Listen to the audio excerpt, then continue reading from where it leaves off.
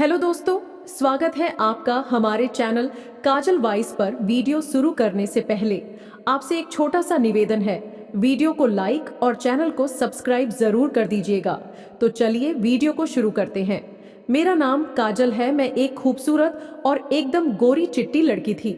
मेरा बचपन से एक ही सपना था कि मैं एक हैंडसम और अमीर लड़का से शादी करूं। मेरे पापा हर रोज नए नए रिश्ते देखते रहते। उन्होंने मेरी शादी एक 15 साल के बच्चे से करवा दी। हालांकि वह बहुत अमीर था, लेकिन एक औरत को पैसे के अलावा और भी कुछ चाहिए होती है। मेरे 15 साल के पति में वह सब खुशी देने की ताकत नहीं थी। तभी मैंने घर में एक नौकर को देखा। नौकर का नाम अभिषेक था। अभिषेक भी काफी तंदुरुस्त और जवान था, इसीलिए मैं उसके पास जाने लगी। एक दिन खाने के बाद में वह नौकर अपने कमरे में सो रहा था। तब मैं उसके पास जाकर बैठ गई। मैं धीरे धीरे अपना हाथ उसके हाथ पर रख दिया। उस वक्त वह भी अपने जज्बातों पर काबू नहीं कर सका। और फिर पूरी रात। दोस्तों, मेरा नाम काजल है और मैं देखने में बहुत खूबसूरत और हसीन हूँ। मैं 28 साल की हूँ और मैं बहुत ही गरीब हूँ। मेरा घर कानपुर एक छोटा सा गांव में है, जहां हम अपने माता पिता के साथ 4 बहनें रहते हैं। हम बहुत ही गरीब थे। घर की हालत बहुत खराब थी। मेरे पिताजी खेत में काम करके कुछ पैसे लाते, जिसमें से वह कुछ पैसों का शराब और ताश खेलते थे। कभी कभी तो वह सारे पैसे ताश में हार जाते थे। अगर माँ इस बात पर पिताजी से कुछ कहती तो पिताजी माँ को पीटने लगते थे।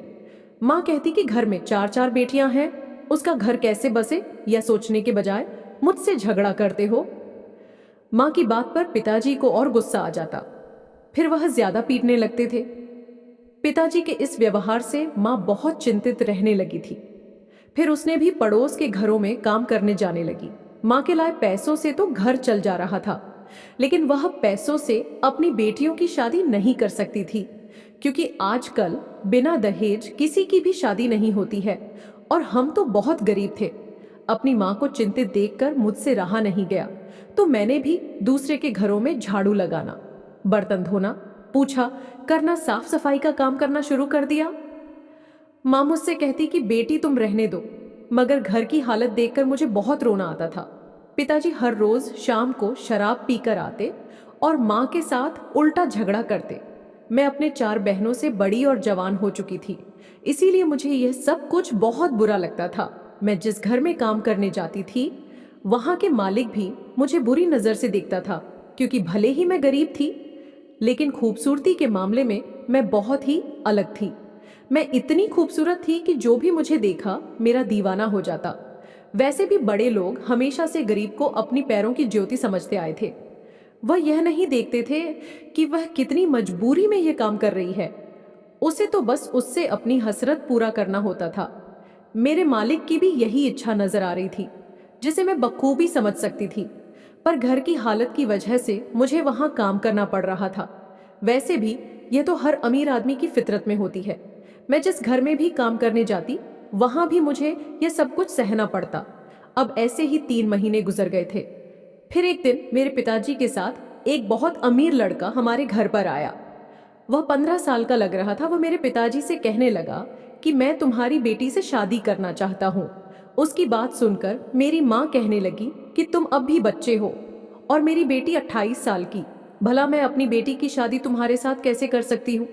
वह लड़का कहने लगा कि देखो, इसके बदले में मैं तुमको बहुत सारे पैसे दूंगा, जिससे तुम अपनी बाकी बेटियों की भी शादी आराम से कर सकते हो। उसकी यह बात सुनकर मेरे पिताजी हाँ कर दिए, क्योंकि उनको तो पैसों से मतलब था। वैसे भी वह लड़का पैसे ज्यादा दे रहा था। मेरी शादी एक 15 साल के बच्चे से तय कर दिया गया। मैं यह सब कुछ देखकर परेशान हो गई और रोने लगी। मुझे अंदाजा लग चुका था कि मेरी जिंदगी बर्बाद होने वाली है। मैं सोच रही थी कब वह बच्चा बड़ा होगा और मेरे अरमान को पूरा करेगा, क्योंकि एक स्त्री को वह सब नहीं मिलता तो जीने का कोई मतलब नहीं। माँ भी इस शादी से बिल्कुल भी खुश नहीं थी, लेकिन उस आदमी के दिए पैसे से बाकी मेरी 4 बहनों की भी शादी हो जाती, इसलिए माँ भी इस रिश्ते से मान गई। मेरी माँ जानती थी कि इतनी गरीबी में वह अपने बेटियों का घर नहीं बसा पाएगी। मैंने एक नज़र अपनी बहनों की तरफ देखा तो मुझे लगा कि अगर मुझे अपनी जिंदगी खराब करके बाकी बहनों का घर बस सकता है, तो मैं अपनी जिंदगी खराब करने को तैयार हूँ। मैं इस शादी के लिए अपनी मंजूरी दे दी। फिर 5 दिन के बाद ही मेरी शादी एक 15 साल के बच्चे से हो गई और मैं अपने ससुराल आ गई। मेरे पति का नाम राज था। वह बहुत ही अमीर था और मेरे अलावा कोई भी नहीं था। मैंने अपने पति से कहा कि आपने इतनी उम्र में मुझसे शादी क्यों की। तब मेरे पति ने बताया कि मुझे बीमारी है और मैं अब बस कुछ ही दिनों का मेहमान हूँ। मेरे आगे पीछे कोई नहीं है, ना मेरे माँ बाप हैं और ना कोई मेरा भाई है। इसीलिए मैं तुमसे एक बच्चा चाहता हूँ जो सारे पैसे, सारी जमीन जायदाद और इस घर का वारिस बन सके। मेरे पति कहने लगे, मेरे पास पैसों की कोई कमी नहीं है, लेकिन मुझे एक वारिस की जरूरत है जो मेरे संपत्ति को देख रेख कर सके। आज मैंने तुमसे शादी इसलिए की क्योंकि अब इस उम्र में मुझसे कोई भी लड़की शादी करने को तैयार नहीं होती। एक दिन तुम्हारे पिताजी के मुंह से मैंने सुना कि उसकी 4 बेटी हैं, लेकिन वह बहुत गरीब है, वह अपनी बेटियों की शादी नहीं करवा सकता। तभी मेरे मन में यह ख्याल आया कि एक आखिरी बार कोशिश करता हूँ, शायद मुझे औलाद का सुख मिले। और देखो, तुम मेरी पत्नी बनकर मेरे घर आ गई। मेरे पति का घर बहुत बड़ा था। मैं एक छोटे घर से उठकर सीधे बड़े घर में आ गई थी। लेकिन मैं सोच में पड़ गई कि एक 15 साल का बच्चा बाप कैसे बनेगा। क्या उसमें इतनी ताकत है कि मेरी जज्बातों को पूरा कर सके। लेकिन इतनी उम्र के पति मुझसे कैसे प्यार करेंगे, यह सब सोचकर मैं बहुत हैरान थी। मेरे ससुराल में एक नौकर काम करता था। वह अभी 22 साल का खूबसूरत और तंदूर ताकत वाला नौजवान था। अभिषेक को मेरे पति ने रहने के लिए एक रूम दे दिया था जिसमें वह रात को सोता था और दिन में घर के सारे काम करता था। मेरे पति ने कहा कि चलो मैं तुम्हें पूरा घर दिखा देता हूँ, अब इस घर की मालकिन तुम ही हो। मेरे पति ने मुझे सारा घर दिखा दिया और फिर मुझे अपने कमरे में लेकर चला गया। वह कमरा बहुत ही अच्छा से सजाया गया था। धीरे धीरे समय बिता गया और रात हो गई। रात का खाना मेरे पति ने अपने हाथों से बनाया था।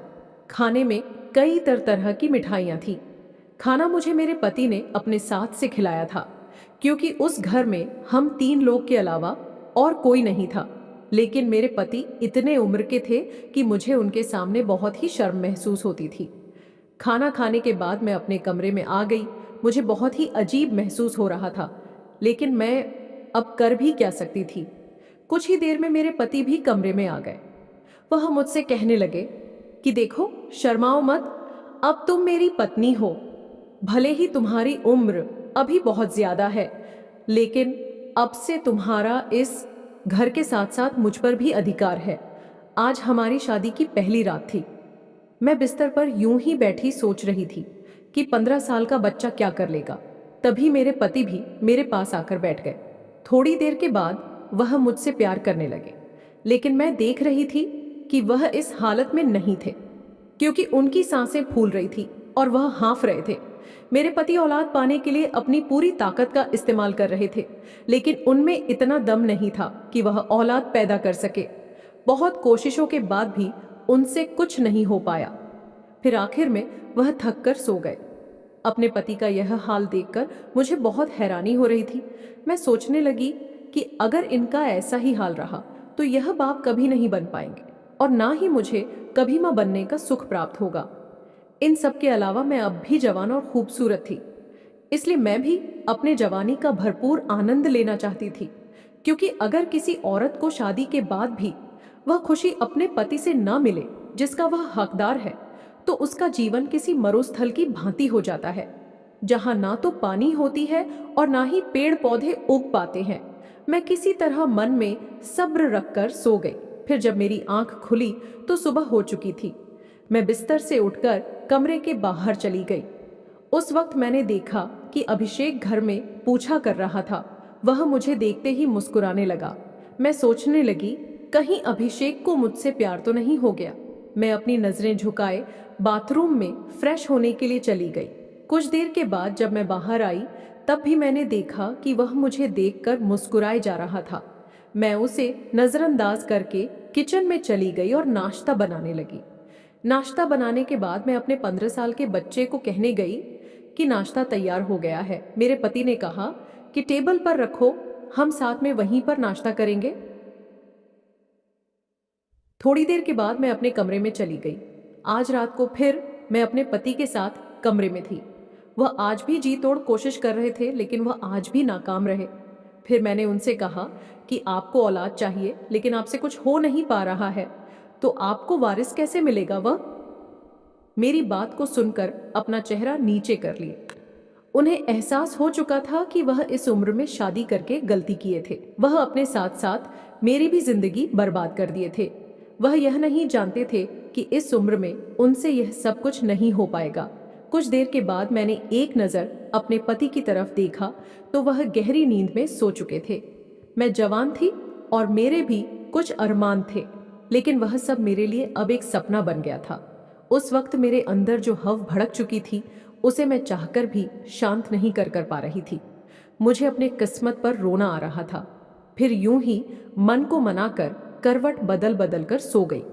इसी तरह शादी के 6 महीने बीत गए, लेकिन मैं अपने पति से कोई भी सुख नहीं मिला था। मैं यूं ही बिस्तर पर करवटें बदल बदल कर रात गुजार देती थी। मैं गरीब जरूर थी, लेकिन मेरे अंदर भी वह सारी ख्वाहिशें थीं जो बाकी लड़कियों और औरतों के अंदर होती हैं। एक दिन मैं अपने पति को कमरे में रोते देखा तो मैं उनसे पूछने लगी कि क्या बात है, आप रो क्यों रहे हैं? फिर वह कहने लगे कि अब मैं कुछ ही दिनों का मेहमान हूँ, पर अभी तक मैं कुछ कर नहीं पाया। लगता है मेरे नसीब में औलाद का सुख ही नहीं लिखा है। लेकिन मुझ में ही वह ताकत नहीं है कि मैं तुम्हारे साथ अपने सपने को पूरा कर सकूं। मैंने उनसे कहा कि आप चिंता मत कीजिए, सब ठीक हो जाएगा। इतना परेशान होने की क्या जरूरत है? उस वक्त मैं उनको तसल्ली दे रही थी, लेकिन मेरे अंदर भी दुखों का एक समुंदर बह रहा था जिसे मैं शब्दों में बयान नहीं कर सकती थी। अगले दिन सुबह जब मैं अपने कमरे से बाहर आई, तब मैंने देखा कि नौकर मुझे देखकर मुस्कुरा रहा था। उसकी मुस्कान में एक अलग ही बात थी। मुझे ऐसा लगता था जैसे मुझे बहुत प्यार करता हो। जब मुझसे रहा नहीं गया तो मैंने उससे पूछा, अभिषेक, तुम हर दिन मुझे देखकर इस तरह से मुस्कुरा क्यों रहे हो? अभिषेक बात को काटते हुए कहने लगा कि नहीं मालकिन, बस ऐसे ही। मैंने कहा, अभिषेक, आखिर कुछ तो तुम्हारे दिमाग में चल रहा होगा जिससे तुम हर रोज इसी तरह से मुझे देखकर मुस्कुराते हो। वह कहने लगा कि मालकिन, आप इतनी जवान और खूबसूरत हैं, फिर भी आपने मेरे 15 साल के मालिक से शादी क्यों की? क्या वह आपको वह खुशी दे पाते हैं जो आप चाहती हैं? अभिषेक की यह बात सुनकर लाचार होकर मैं वहां से चली गई, लेकिन उसकी बात मेरे पूरे जहन में किसी सुई की तरह छुप रही थी। मैं अपने कमरे में आकर उसकी कही हुई बातों को सोचने लगी। मैं यह सोचने पर मजबूर हो गई कि वह तो सच ही कह रहा था। अब मैं अभिषेक के ऊपर ध्यान देने लगी थी। मैं यह देखना चाहती कि वह मुझे किस नज़रों से देखता है, आखिर वह मेरे बारे में क्या सोचता है। अगले दिन से मैं अभिषेक के आसपास रहने लगी। तब मैंने देखा कि वह नज़र चुराकर मुझे ही देख रहा है। वह मेरे करीब आना चाहता था। उसे पता चल चुका था कि मेरे पति के बीच कुछ नहीं हो पा रहा है। इसी का वह फायदा उठाना चाहता था। उस दिन के बाद से मैं भी श्याम के प्यार में पड़ने लगी थी। मेरे कदम डगमगाने लगा था, क्योंकि शादी के इतने महीने के बाद भी मैं अपने पति के प्यार से वंचित थी। मुझे पति से प्यार पाने का ख्वाहिश और माँ बनने का सपना टूटते नजर आ रहा था। मैं यह सोचने पर मजबूर हो गई कि अब वह कुछ ही दिनों के मेहमान थे, क्योंकि मेरे पति को कैंसर था। आखिर मेरे पति को कुछ हो गया तो मैं इस भरी जवानी में एक विधवा की जिंदगी कैसे जीऊंगी? अगले दिन रात के करीब 1 बज रहे थे। तब मैंने देखा कि मेरे पति गहरी नींद में सो चुके थे। फिर मैं चुपके से उठकर श्याम के कमरे में चली गई। मैंने देखा कि वह अभी तक जाग रहा था। शायद वह किसी सोच में गुम था। तभी मैं उसके पास जाकर बैठ गई। वह मुझे इस तरह से अपने पास इतनी रात को देखकर घबरा गया। वह कहने लगा कि मालकिन, आप इतनी रात को यहाँ मेरे कमरे में, कोई काम था क्या? मैंने कहा कोई काम नहीं था, लेकिन मुझे तुमसे कुछ चाहिए। अगर तुम वादा करो तो मैं कहूँ। अभिषेक कहने लगा कि मालकिन, आप कहिए तो क्या बात है, मैं कोशिश करूंगा। यदि मेरे बस में होगा तो फिर मैंने अभिषेक से अपना सारा दुख सुना दिया। मैंने कहा कि अभिषेक, मेरी शादी को 6 महीने हो गए हैं, लेकिन मैं अभी तक अपने पति के प्यार से वंचित हूँ। वैसे भी मैंने जब से तुम्हें देखा है तब से मुझे कुछ कुछ होने लगा है। मैं तुम्हारे प्यार में पड़ने लगी हूँ। मैंने कहा कि अभिषेक, मेरी वह इच्छा तुम पूरा करो जो मेरे पति नहीं कर पाए हैं, क्योंकि मैं अपने पति से वह खुशी पाने की उम्मीद छोड़ चुकी हूँ। अब बस तुम्हारा ही सहारा है।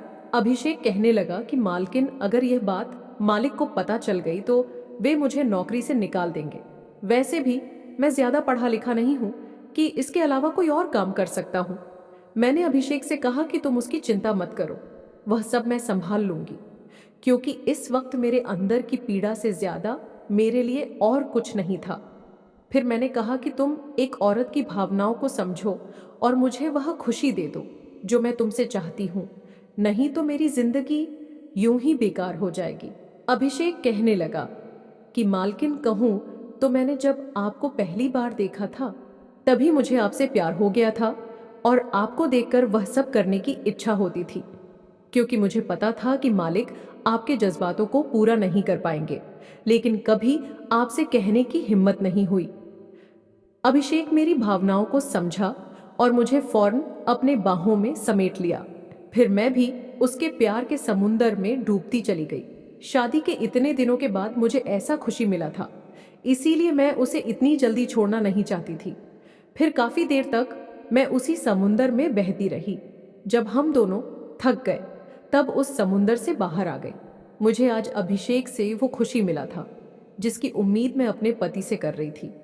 उस वक्त मुझे जिंदगी की सबसे बड़ी खुशी का एहसास हो रहा था। आज मेरा पहली बार था, इसीलिए मुझे थोड़ा दर्द भी हो रहा था, लेकिन यह दर्द उस दर्द से बहुत कम था जो मैं आज तक सहती आ रही थी।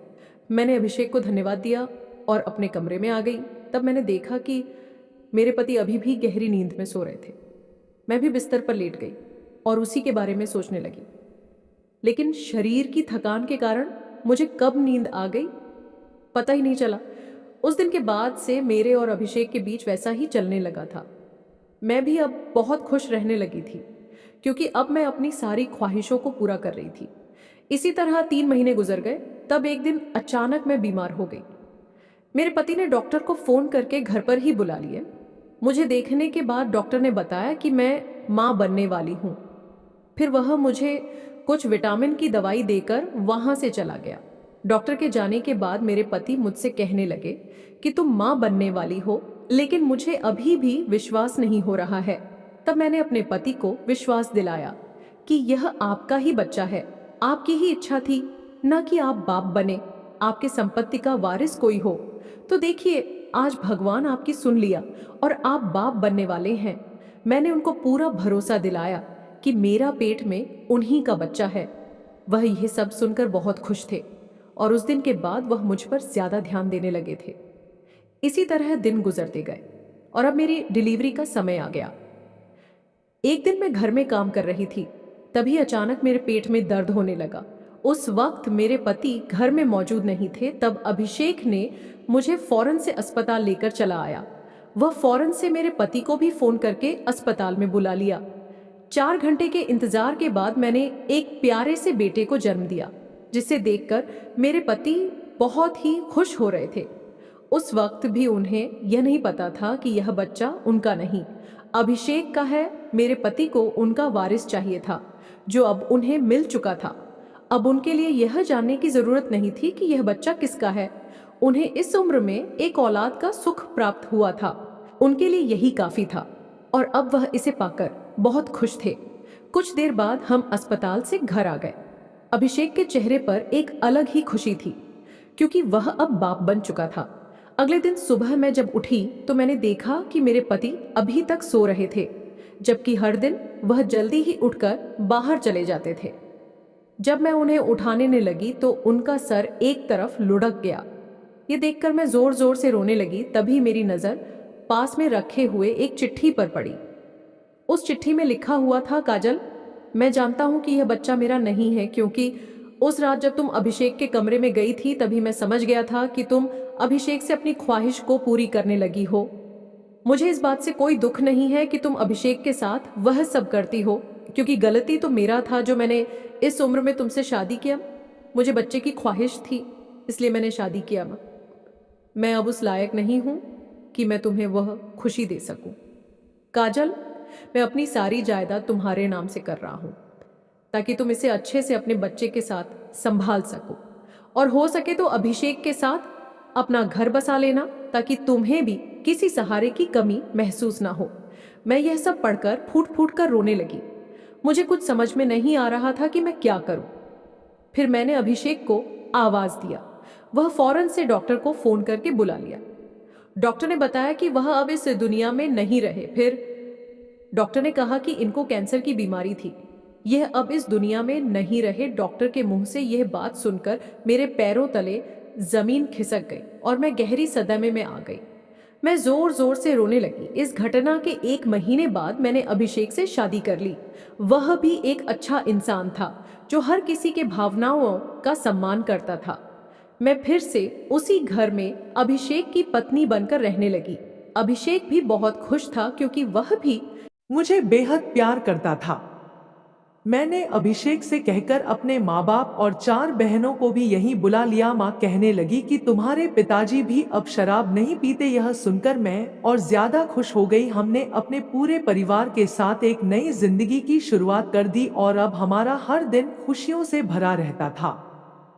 और मेरी बाकी की 4 बहनों को भी अच्छा सा रिश्ता देखकर शादी करवा दी और कुछ दिनों बाद मेरी एक बेटी हो गई और हम अब बहुत खुश थे क्योंकि अब हमारे घर में एक बेटा और बेटी आ गया था। दोस्तों, यह कहानी आपको कैसी लगी हमें कमेंट में जरूर बताएं। यदि आपने अभी तक हमारा चैनल काजल वॉइस को सब्सक्राइब नहीं किया है तो चैनल को सब्सक्राइब करके बेल आइकन को जरूर दबाएं। धन्यवाद।